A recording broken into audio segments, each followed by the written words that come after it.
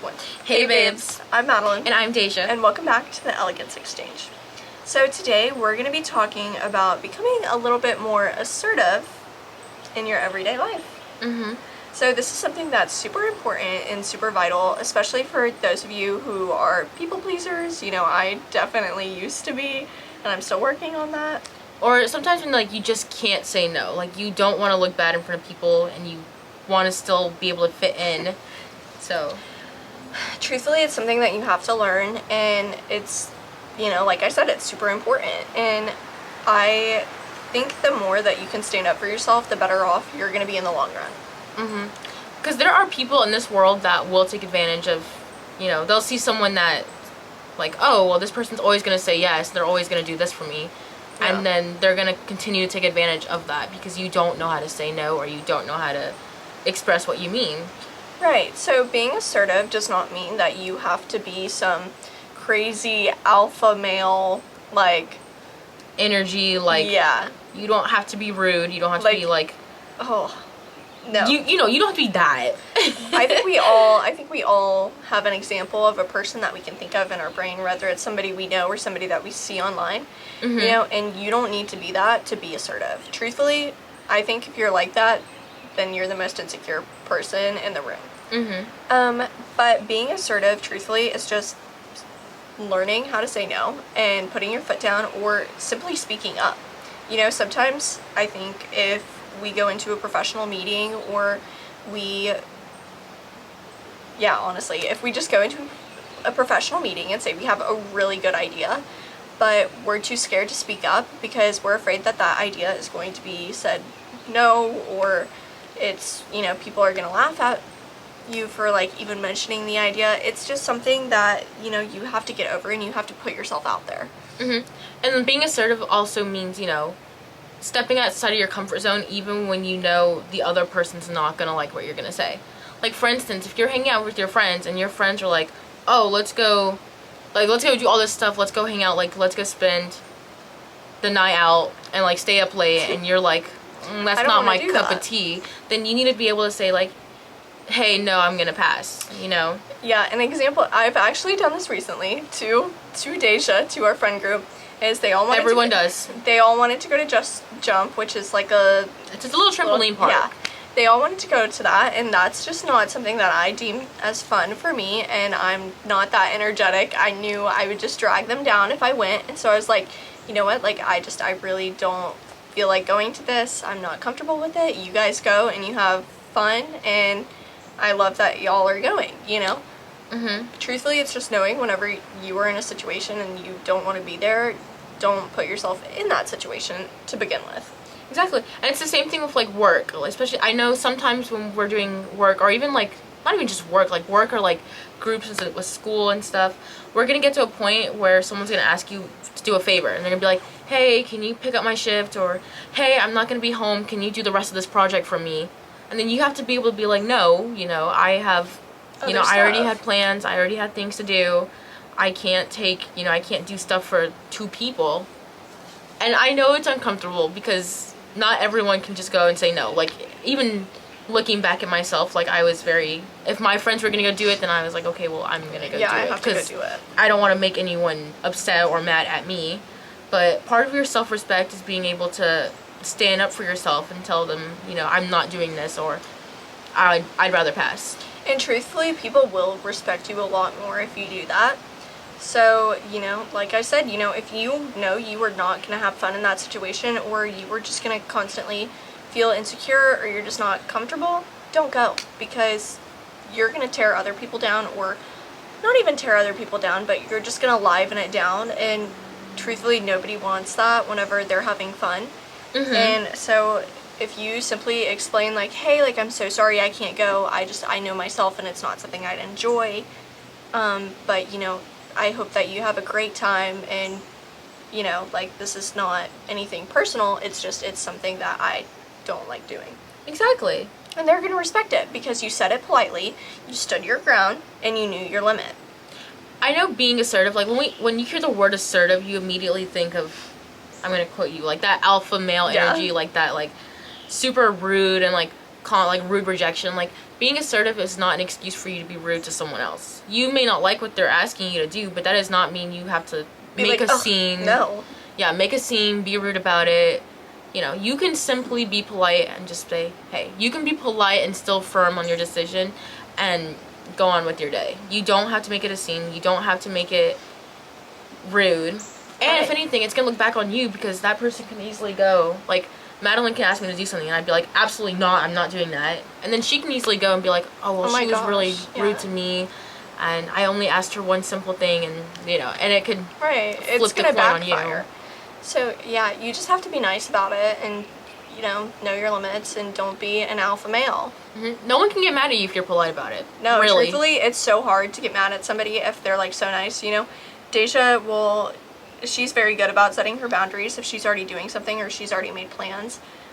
So I'll call her and I'll be like, hey, like, do you want to go to a coffee shop and study with me? And she's like, oh, actually, I would love to, but I already have this, this, and this, so, like, I'm just not going to be able to make it. Mm-hmm. And I harbor no hard feelings for that because I know she's busy, and she said it in a polite way. She wasn't like, oh, no, you're so stupid. Why would you think I have time for that?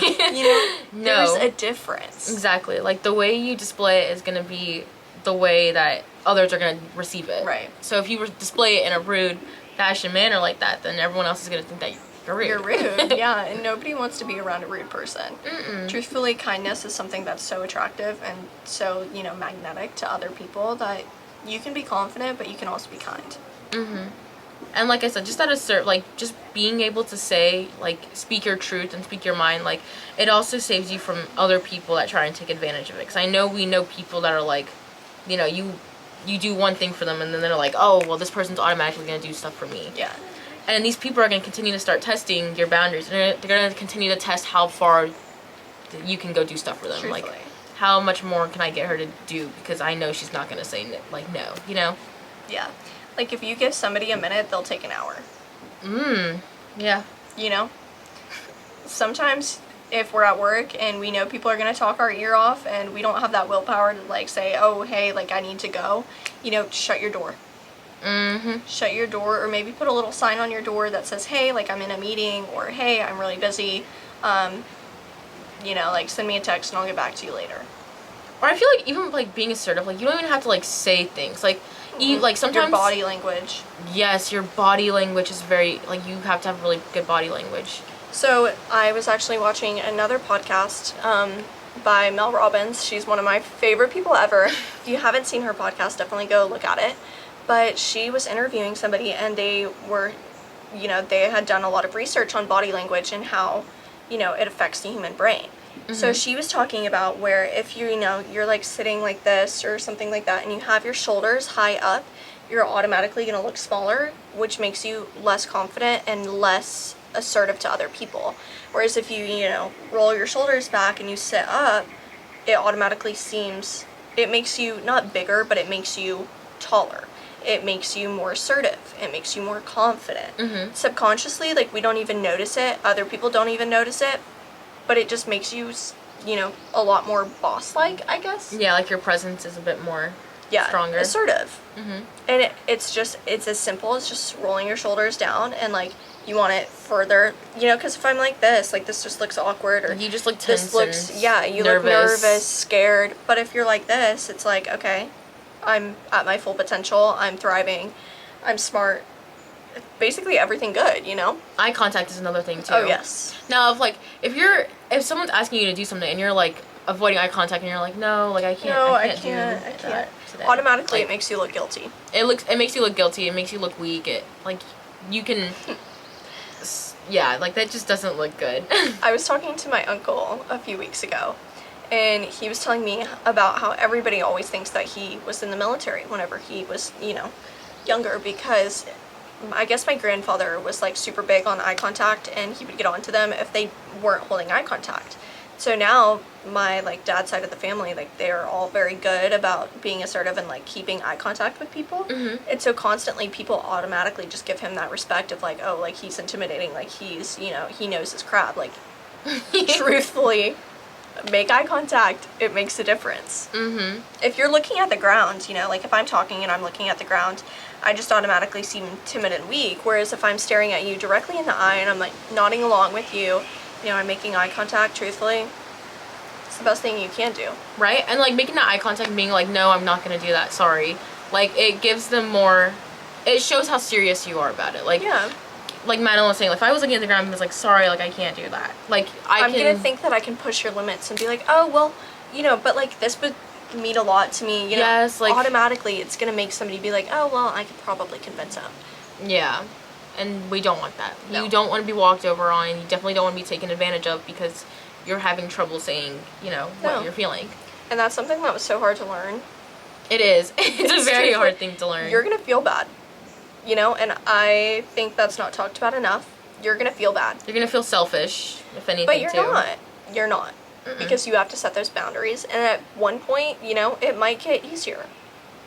For certain people, it might get easier. For other people, it might not. You know, you just have to take it day by day and know yourself and know, like, I'm not comfortable in this situation. I don't need to put myself in it. There was one time when I was in high school, this girl, I was sitting at a group table, and I was the one where, like, if you were not carrying your weight, I was just gonna go and do it. Because I'm like, I'm scared of getting a bad grade. I don't want to, like, not do anything.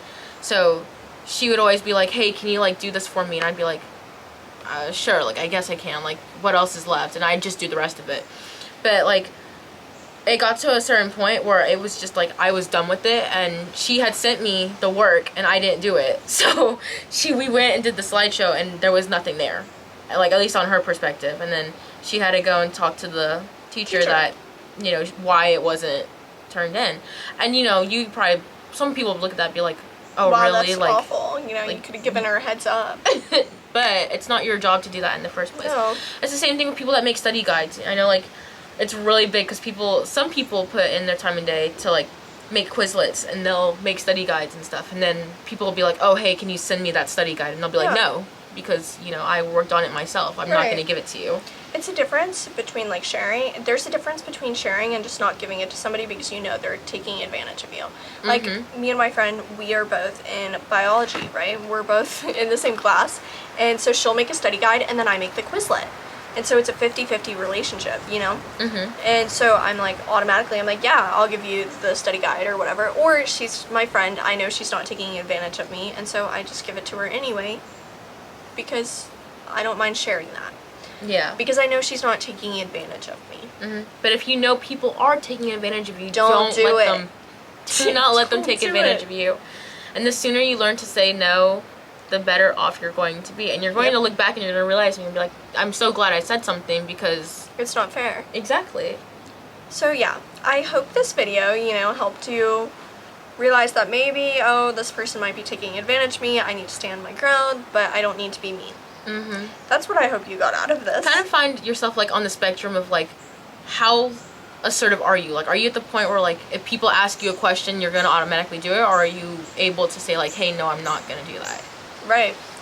So with that being said, we are on a bunch of different social media platforms. We're on TikTok, Spotify, Instagram, and YouTube. Our most popular ones is our TikTok and our YouTube. And we love all the comments that we get from you guys. Really, it's amazing. Truthfully, we love knowing that, like, what we're saying is helping you and it's making a difference. So definitely leave us a comment because like Daisha said, we love it. And yeah, with that being said, I hope you learned something. Alright, bye, babes!